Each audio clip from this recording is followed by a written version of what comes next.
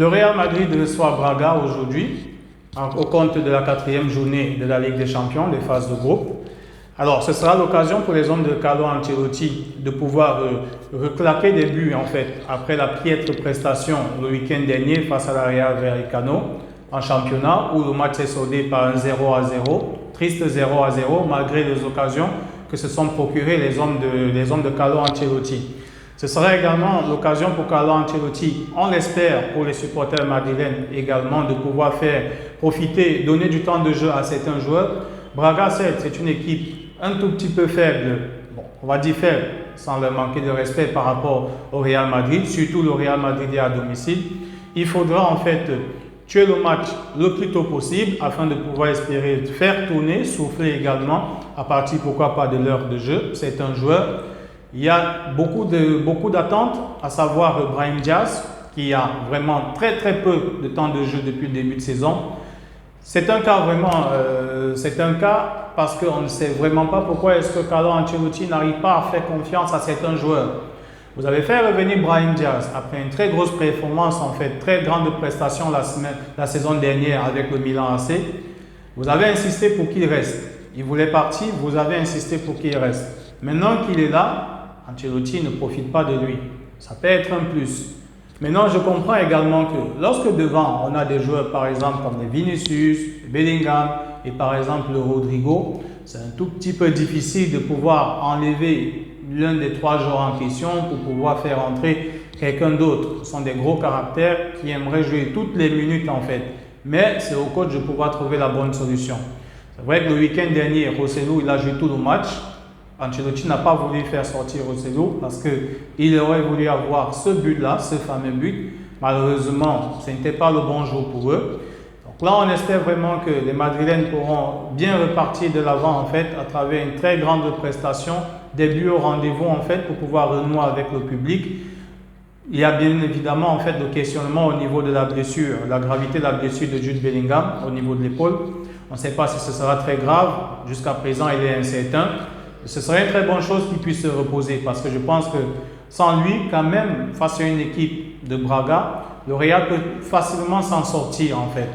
Et bien évidemment aussi pour tous les supporters madrilènes, on pense bien, c'est l'occasion de pouvoir voir enfin jouer la pépite Arda Güler en fait, son premier match depuis son retour, son premier match tout court avec le Real. Il avait été grandement blessé dès la préparation en début de saison. Et là, on espère qu'il pourra entrer en jeu.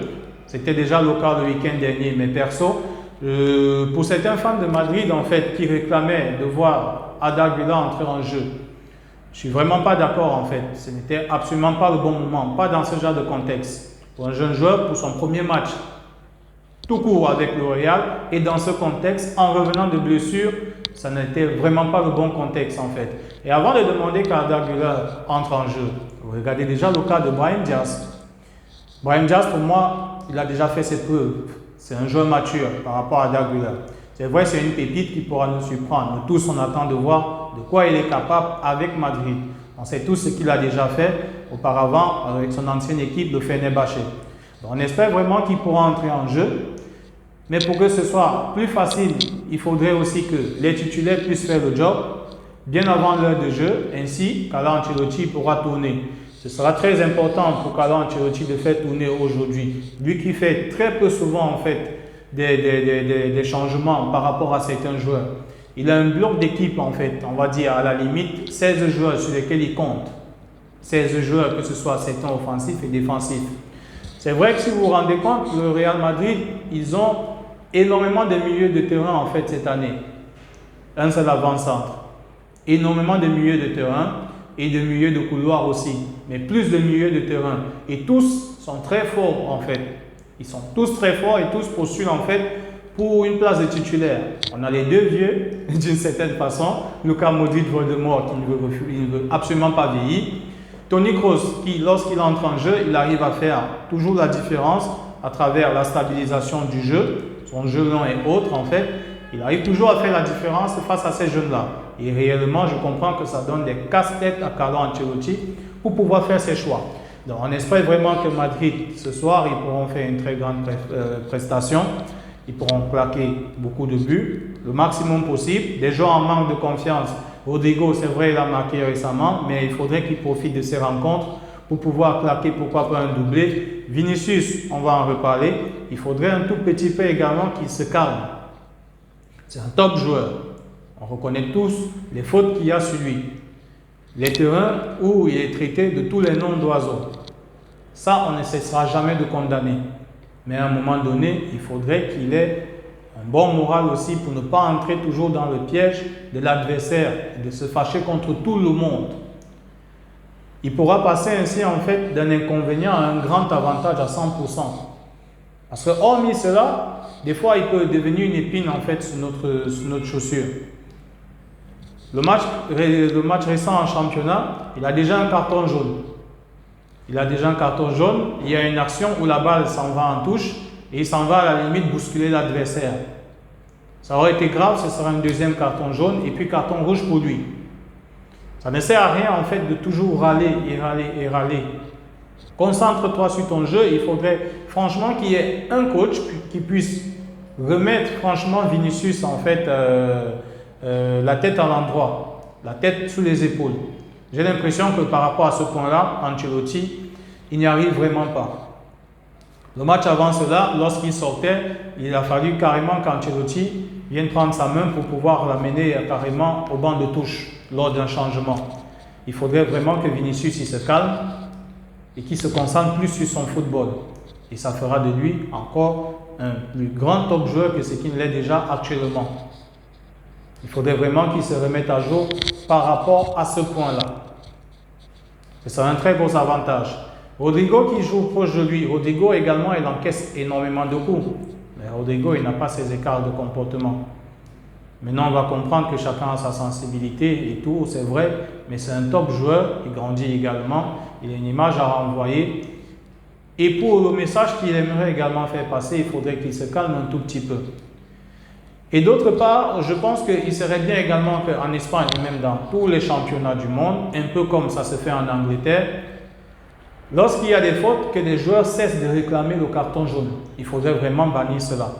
Lorsque tu réclames un carton jaune, c'est à toi qu'on doit le donner. L'arbitre, il est maître du jeu. Il est maître du jeu, il sait ce qu'il doit faire. Maintenant, c'est vrai, on sait comment les arbitres sont. On sait vraiment comment les arbitres sont. Le match déjà du week-end, il y a un penalty qui ne siffle pas pour Madrid. C'est à cause des choix, en fait, des décisions arbitrales également que le match Vinicius aussi, il se met à s'emporter. Autre, la plupart des joueurs, même sur le terrain. Il y a un penalty carrément qui refuse de siffler pour une faute sur Vinicius. Les mecs de là-bas également, des fois, on ne sait pas à quoi ils servent en fait. On ne sait pas, on dirait que parfois, pour nous qui sommes en Afrique, parfois ils ont des délestages, ils ne voient pas des actions. Il faudrait vraiment qu'ils se remettent en place. Donc déjà, les cartons jaunes, qu'on cesse de les réclamer. Tu réclames un carton jaune lorsqu'on fait une faute sur toi, et toi également, tu le prends. Donc je pense que ce serait une très bonne chose de pouvoir mettre cela en place. Et juste pour terminer aussi, le football, il y a, on va dire, entre parenthèses, deux ou, on va dire, bon, généralement, il y a trois acteurs. Les principaux acteurs déjà, ce sont les deux équipes. Le troisième acteur, c'est l'arbitre. Les deux principaux, à savoir les deux équipes qui s'affrontent, elles passent en conférence de presse, avant et après match.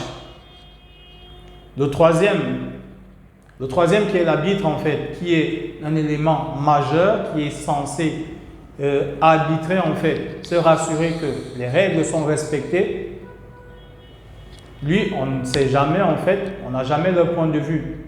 Il faudrait également que les arbitres puissent passer en conférence de presse, après des rencontres, pour pouvoir donner leur point de vue. Pourquoi ils ont fait tel choix par rapport à X. Ce serait une très bonne chose également, parce que les arbitres, des fois, on ne peut même pas les parler. Ils sont dans leur bulle, ils rendent juste compte, et ainsi de suite. Il faudrait également que tous les acteurs principaux, que ce soit à savoir les deux équipes, et l'arbitre puissent passer en conférence de presse, surtout après match, en ce qui s'agit des arbitres. Je pense que ça pourra apporter un tout petit peu une équité en fait par rapport à cela, et des éclaircissements aussi sur certains choix d'arbitre.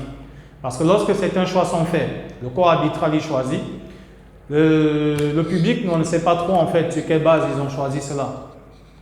Après le match, Le corps arbitral, ils vont faire leur rapport et tout, ils vont envoyer cela à leur commission. Ça va rester entre eux.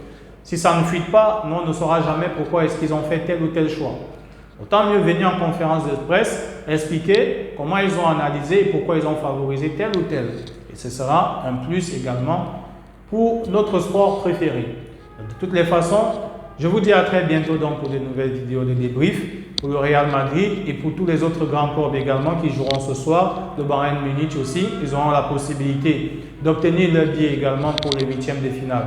Donc à très bientôt pour de nouvelles vidéos. Restez connectés.